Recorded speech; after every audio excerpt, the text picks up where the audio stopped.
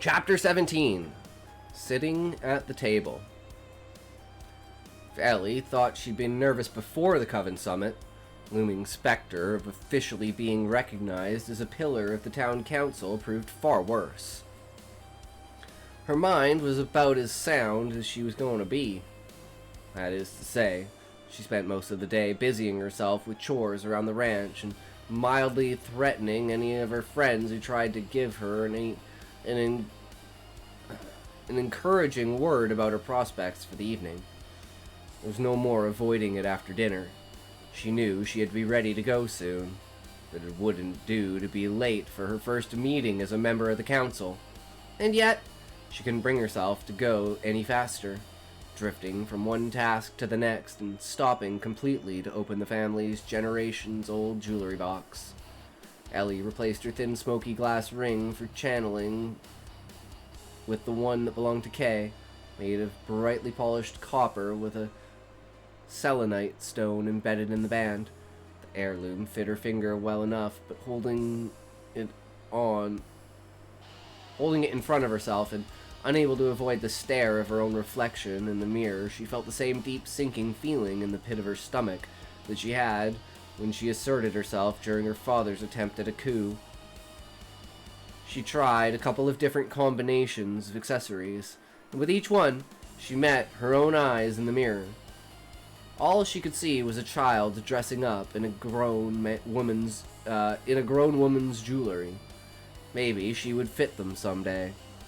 But all that it signified now was furthering the sensation of fraud that had been taking deeper roots day by day since officially taking the ranch, and by extension everything else as her own.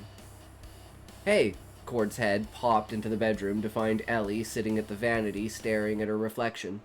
The aged jewelry box that housed all of Kay's favorite baubles was sitting in front of her, its lid off to one side as the sunlight coming from the window caught the glimmer and shine of the contents. "What's all this, Elv?" "Trying to look the part," Ellie shrugged. She knew Cord hadn't grown up in a witch family, but that he had enough experience from years spent with Kay and herself that he would understand the need for putting on a show when playing politics. "These were grands. Shouldn't be wearing them." "You're still spinning, and I understand that." Cord folded his arms and watched her quizzically, looking down his broad nose at her. "Are you reluctant to wear a necklace that's some ear studs because you can't measure up to Kay, or because if you're seen with them on, it will send the message that you can?" "Maybe both?" Ellie sighed heavily, looking up at him from where she sat. "Cord, you saw me at the Coven gathering. I had a tough enough time doing that. What will everyone be thinking when I walk in and sit in her chair at the town council table?" For starters, the Kay knew what she was doing when she picked you to be her place. Cord took the finally finished cedar box and shifted some of the flashier ornaments out of the way to see what lay at the bottom. After a moment, he hooked a thin chain around his finger and pulled up an aged gold locket that bore the dignified carved head of a buffalo. "Here, wear this one. The buffalo means plenty and survival, and nobody, including you, will think it's too much." "Why does it seem like this is the last test?" She touched the pendant gingerly as she clasped it around her neck, as if getting through tonight will make me any more capable of being Coven Elder. "'Cause it's neutral territory. At least here, you've got the advantage that the ranch belongs to you." Gently retrieved the captured hair from the necklace and fanned it out over her shoulders. "Not to mention, these are men and women who are both older and more experienced than you. Most of them have known you since you were a kid." "Right. Now come on. If you don't get a move on, you're gonna be late." Cord turned at the door to look back, and he gave her a warm, encouraging smile. "Don't worry so much, Elv. You're gonna do fine." "You're gonna do fine." Those words were a milestone around Ellie's neck as she saddled Smoke to ride out about half an hour later and stayed until she tied to her hitchings post outside the meeting house. "You are the Karis of Hollow Point." "Evening to you, Miss Ellie."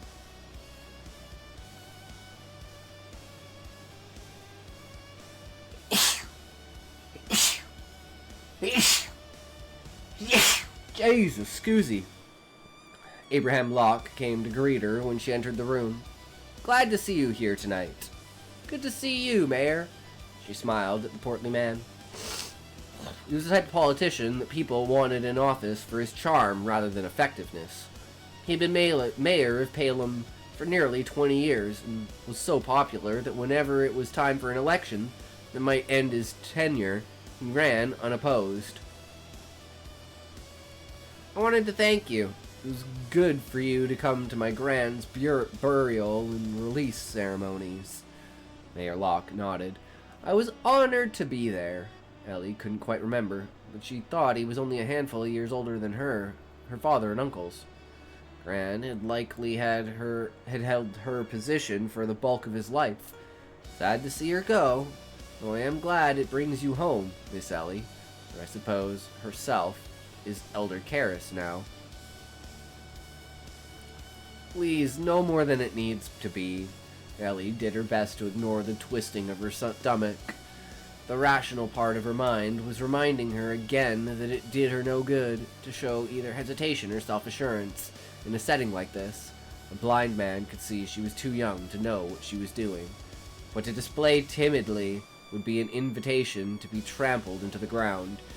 It's like to fake it till you make it with the idea of, you know, there are people out there who believe in her, and as long as she believes in herself, the people that believe in her, you know, are going to, like, carry that like a wave, and it's going to just, like, maximize the amount of effect that you can get out of it, right? It's like, well, it sounds like she knows what she's doing. Oh, she knows what she's doing. You think she knows what she's doing? Oh, she knows what she's doing. Okay, I guess she knows what she's doing. Next thing you know, everyone knows what she's doing. The question is, that can also play the opposite role when you fail. So being confident is the only thing. You have to be confident and you have to succeed.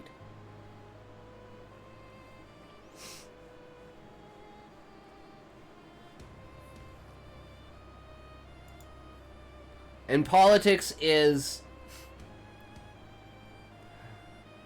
It doesn't feel like it's a place for her, because politics in general in most places is a place for liars, cheats, and people who only present an image. Not someone who's actually trying to change things, not someone who actually wants to be a leader, not someone who actually has good ideas, just...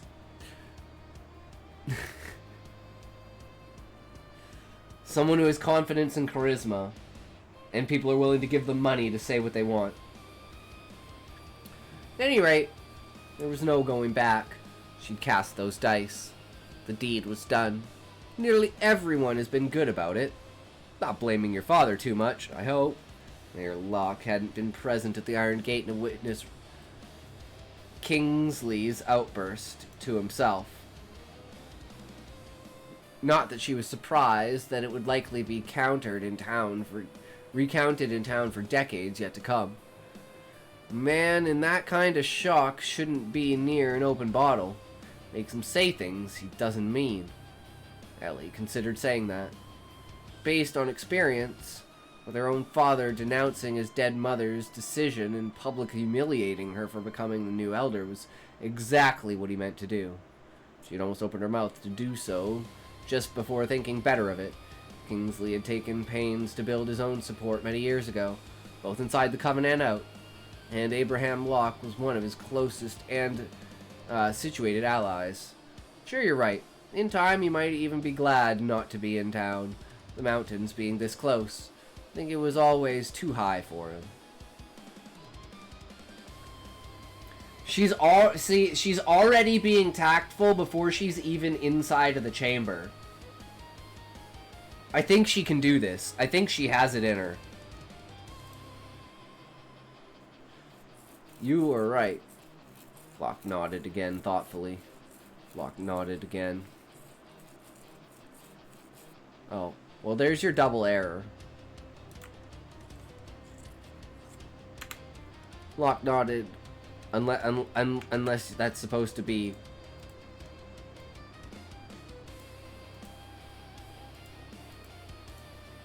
But I'm pretty sure that's not supposed to be. Heaven knows Kingsley's talent would be squandered in a small town like ours. We wouldn't want that. Thankful was Ellie when the last members of the council arrived. The bell rang to begin the formal part of the meeting. She could end the chatter with Mayor Locke. It's the worst part of being, like, early and stuff like that and having to, like, chit-chat with people, especially people that you don't want to talk to. You're like, fuck. This is why I'm always late to work. I'm early, there's always that other one person that has to come up and talk to you. It's like, fuck, not today, bro, I'm sorry. Just let me go stand at my till. It's the tricky thing about leadership. Those who have what it takes to shouldn't have it, and those would be good leaders don't want it. Yeah.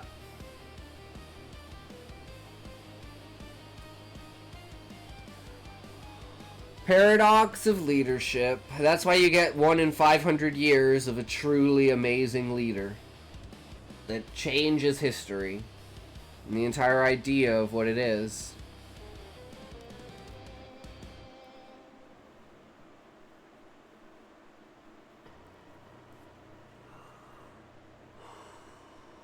I like taking history and everything into account with it is super important too. Of being like, what act, like that's why you could make pretty good stuff with just information from the real world and history. Like, how did it happen in the real world? Okay, well, let's just copy that, put that into a fantasy world, and boom, you have a story. Modify it a little bit here and there. It's like, I take as many things as I can from the real world and incorporate them into the book because, or any of my writing, because it makes it, you know, that much more potent. Ladies and gentlemen, what do you say we get through it without too much trouble tonight? Mayor Locke stood looking around the table. That way, we can all be on our way home. Ellie knew she should head back to Hollow Point after the council meeting was over. But the one person she needed to talk to wouldn't be at the ranch. Wrapping her scarf tighter, she tied Smoke to an iron fence post and walked into the cemetery. Hey, Gran. Really could have used your advice tonight. Which is why I'm glad I decided no big world-changing stakes in these books, just a bunch of people being people. And then have the world-changing events be in the next book after you've established the, essentially the norm of the society, right? No? Things don't... I thought you said things go batshit crazy and, like Ellie, like, turns into, like, a dictator. At least that's what the vibe I got from what you said about it, if I remember correctly. Like, the corruption of power.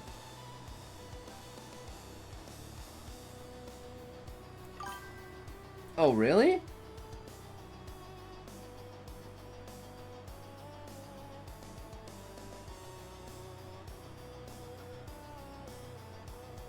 Oh, maybe that was Queen's story. Maybe I'm getting your and Queen's stories mixed up. Because you both have, like, the young... just a small town drama. Okay.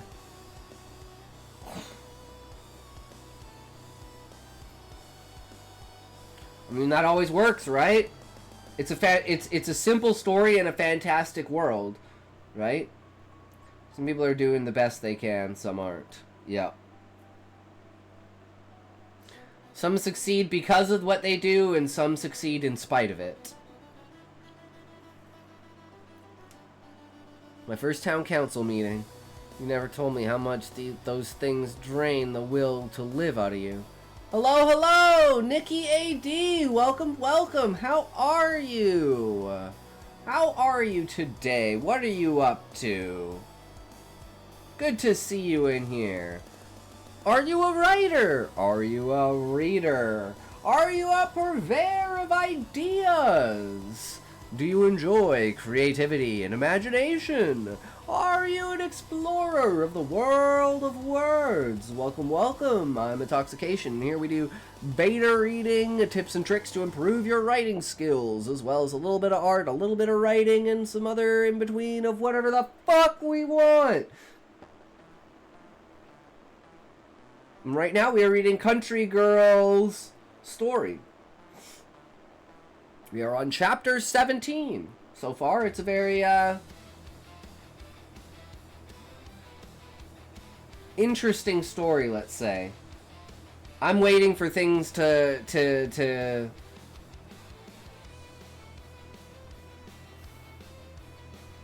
don't quite want to say escalate, but, you know, Kingsley's obviously not the big bad, right? And there's got to be, like, a big bad somewhere out there. Right? At least that's my thought. But then again, you never know, right? Maybe Kingsley is the big bad. It's just, like, I'm usually looking for higher stakes, higher things in my stories, right? So that's the difference between, like, my bias in a story that I would read versus, like, a story like Sean's. You know, it doesn't have as much conflict, or like this, which has, like, a lot of political conflict, but it's like we're not getting to the point of, you know, the werewolves and the witch coven are going to be at war. Just started trying to write again, actually. Oh, that's fucking awesome, Nikki. If you want to, feel free to join the Discord. You know, we got a lot of people in there who do writing and stuff like that. There's a lot of channels in there that can help you out with stuff. If you want to post anything in there, get any beta reading done, self-promote or anything, feel free. If you want me to read any of your work, I would absolutely love to. Or if you have any recommendations for something you would like me to read, that is also a good thing. You know, if you have, like, short stories. Currently we are reading Eye of the World, book 1 of the Wheel of Time series. We're about 4/5 of the way through it. We've got about 200 pages left. Maybe less than 200 pages. But yeah. So, you know, sit back, relax, and enjoy the show. Ellie sat down next to the gravestone, tracing the letters of Kay's name with her fingers. She lined herself, gliding her right hand from forehead to heart and heart to rib in the second nature prayer. Busy mind, quiet, a weary heart, ease. May a restless spirit rest. I might later. I've also had a story in my mind for a long time, so I'm excited to try to write it up. Hell yeah! I'm an idea person. I don't really, like, and I have no formal education in writing. I just like ideas. And so, like, I don't care about, like, your grammar, your sentence structure, your word choice, your whatever, your flow, your pacing. I care about the idea, and did you present the idea, and was the idea, you know, carried through fruition, right? Like, was it just shallowly based? Did it have context to it? Did it have nuance, right? That's what I'm looking for in stories. So, keep that in mind with the things that I say in the information and feedback. And remember that all feedback is towards you. So what works for one person may not work for another. And the style of review for someone may work for someone and not for another. So I try to do lots of different styles and stuff like that to find things that work for people. But if something doesn't work for you, just, you know, let me know and we can switch it up and figure out what does. Suppose, all in all, could have gone worse. I managed to be in close proximity to Big Flint T-Verd without jumping out of my skin. Letting every anxious feeling she had bottled up that night out, Ellie felt even the cemetery fall away. She spoke as if Kay were right in front of her, and they were comfortably talking by the fire in Hollow Point's great room. Even Mayor Locke seemed to welcome me in taking my seat at the table. I wish I weren't the youngest one there. You know, I'm pretty sure most of them remembered that they've known me since I was born. That's another thing, too, is, like, a big part of it is, even if people are confident in Kay choosing her as the ruler, there are two major factors that are going to play against her. The fact that people are going to say that she hasn't been in Hollow Point for a certain amount of time, so there's no way she would know the politics or, like, what's going on, or, you know, need time to, like, catch up, which would let power vacuums be created for people to take up spots that she didn't have control over during that transitional period, as well as the fact that just in general it's hard for someone to accept someone younger than them. It's just a psychological fact that it's a cognitive bias of it takes an extreme person to break past that bias of being like, this person is young, why the fuck am I listening to him? And that's like one of the main humanistic reasons for like the idea of divinity and rulership, is because most rulers were extremely young. So in order to break past that cognitive bias of someone being young, it was paced as the innocence or the presentation of divinity. And that's how you people would like cope with it, right? And my question on this then, CountryGirl, comes down to what is the main conflict inside of the town, right? Like, we know there's tension between the werewolves and the coven, but like, really and truly, what is the actual conflict? What is the motivation? What are the stakes? And what are the people fighting for, other than just their own like day-to-day survival? You know, what outside threat is a possibility? Not that it's like, oh my god, this is going to be a thing, but it's like, what are the people that can take advantage of that in politics, right? Because you got to think about it as, what are some kind of threats outside of this that one person on the council is going to, like, basically say, oh, Ellie has no idea about this. Like, someone already tried to, like, this is basically what Kingsley already tried to do when he was trying to take over, right? Because he was, in, like, a small way, trying to be like, yo, she doesn't know this, this, and this. Let's do it, right? But then she's like, a smart leader, because this is what a smart leader does. A smart leader knows their limitations, and they go, I don't know this subject, let's find someone who does. And that's why they appoint other people to be the heads of things that they're not so sure about, right? So one of the greatest things as a leader is knowing your own limitations and the people around you's strengths and weaknesses, so you can appoint the right people to the right place and stuff like that. There are times where the day-to-day is enough conflict to deal with.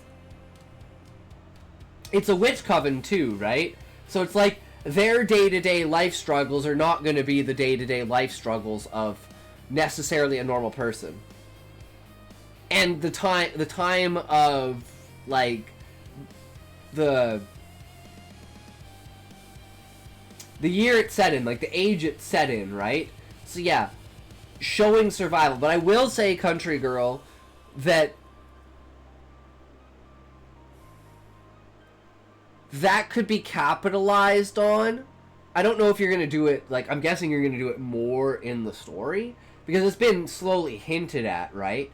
And we're kind of building to that point, but we haven't hit that point yet of, like, I don't feel like there is a struggle to the day-to-day other than Ellie's mentality. Like, Ellie's mentality right now is the only real conflict I'm feeling in the story. Even Kingsley feels a little small because everyone knows he's a piece of shit. And once you realize everyone knows he's a piece of shit, he only has a couple of people on his side, and they would only follow him if he had majority rule, he's basically done once he got humiliated, right? This first book specifically is Ellie's story. Okay, yeah. So, like I would say, add more struggles of day to day from representation of other people through Ellie's eyes.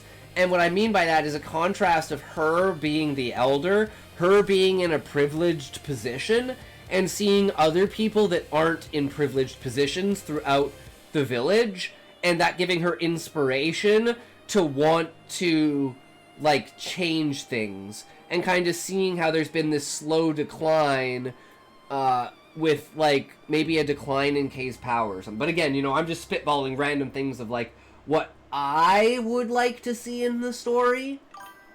Bigger mechanics will come later. Yeah, that's kind of what I'm like, this slow build to it, where you're just getting into the character, right? And I'm enjoying the journey, but I'm trusting you that that will eventually come, right? Because it has, again, been hinted at. But I feel like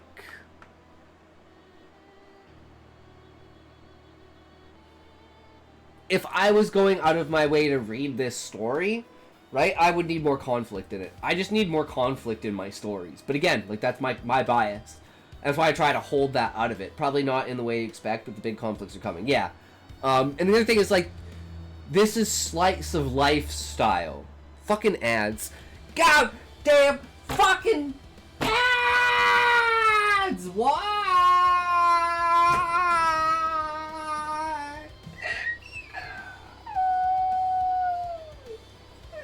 They showed up out of nowhere. They took everything I had. I didn't want nothing anymore, so I came back for what they wanted. Ads have come for you. Don't go with them. It's a stranger danger situation with ads. They tell you, hey, I'm your friend. Come here and I'll show you what I can do. And the next thing you know, your wallet is empty, you're sitting on your hands, and you're got nothing to show for it. I call that manipulation. And I won't stand for it. I'm the only one who's allowed to manipulate people. I mean, what?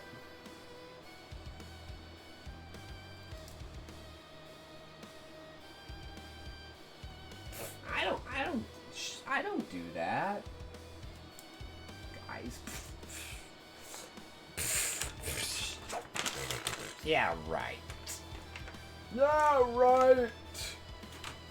I don't know if I believe that. I don't know if I believe that. That might be pushing a line a little bit, you know? I don't know. Sometimes it doesn't work out, right? And, well, most of the time. But that time it does, right? And that's what's important. That one time that it does is all that it matters. You just have to hit that one time. Like this fat bowl that I dropped on the ground this one time, that I stare down at every day of all that weed sitting on the ground, being like, tisk, tisk, how could you drop, like, 4 grinders this year? It's not good. It's not good. Alright. 3, 2, 1, Coke!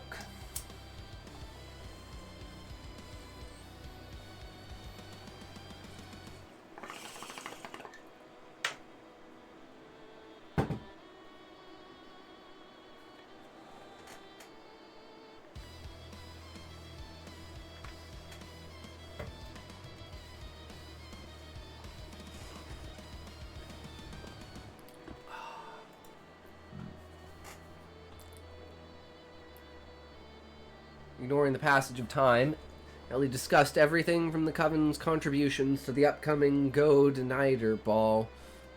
I pronounced that right? God-Nider? to the territory's needs of the predicted harsh winter.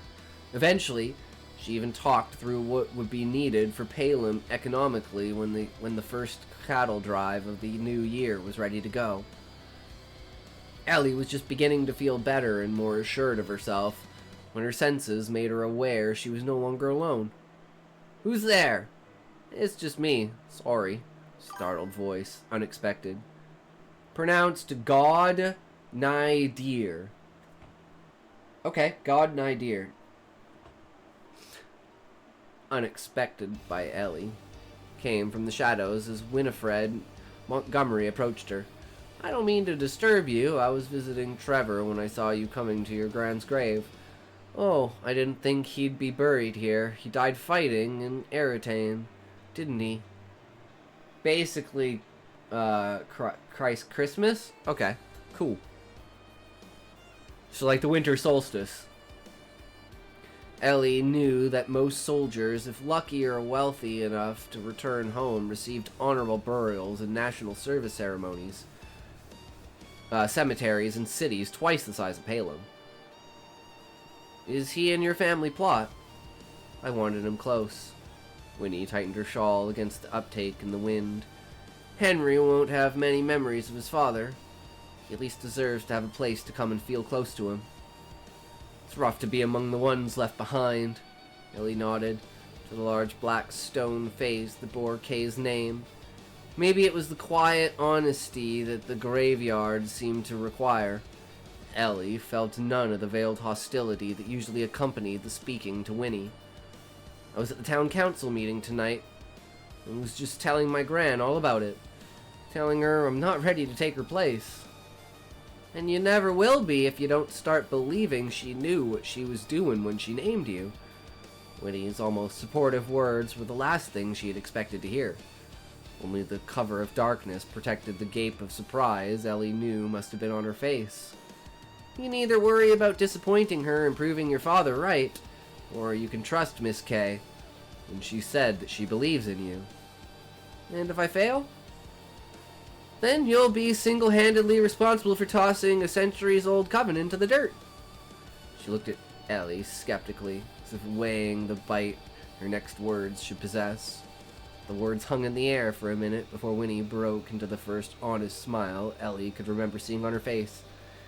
"Either way, I doubt whether you are a good elder or a bad one will be decided while any of us are still alive to debate it." Yeah, people are not judged in their time, they're judged after their time. Truly, right? Or the validity of the judgment of their time can only be truly stated after their time, because the effects of what they set in motion in their time should be prevalent in the next time, right? Whether that's a positive or negative thing, at least if you had an impactful change of any kind. "There is some solace in that, I suppose," Ellie smirked. She glanced around at the surrounding markers of generations past. "In 100 years, we'll all be dead, and none of this will matter. Well, some of us can't stay out here all night.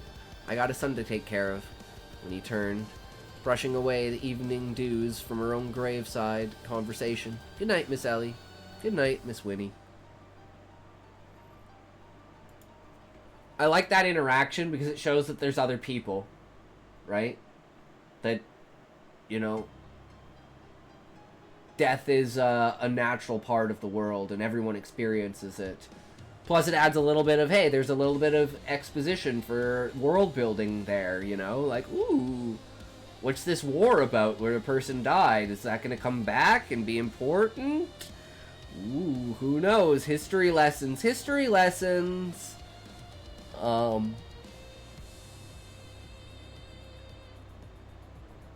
yeah, I think not showing the council meeting and not having those details is like so important because it's not important to Ellie. Like, I think that's what a lot of people miss out on with character perspective.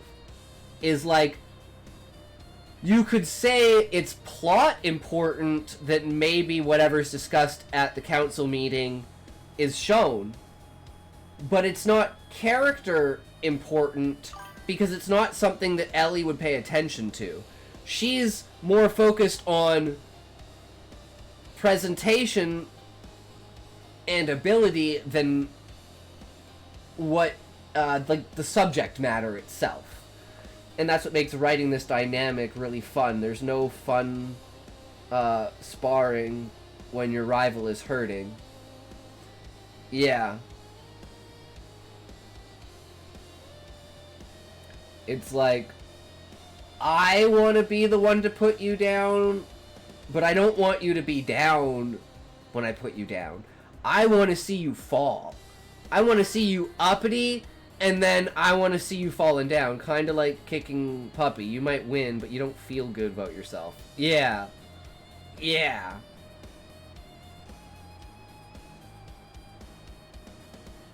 Whereas someone who's on a high pedestal, knocking them off of the pedestal feels really, really fucking good. Get off your fucking high horse. Especially when you're right.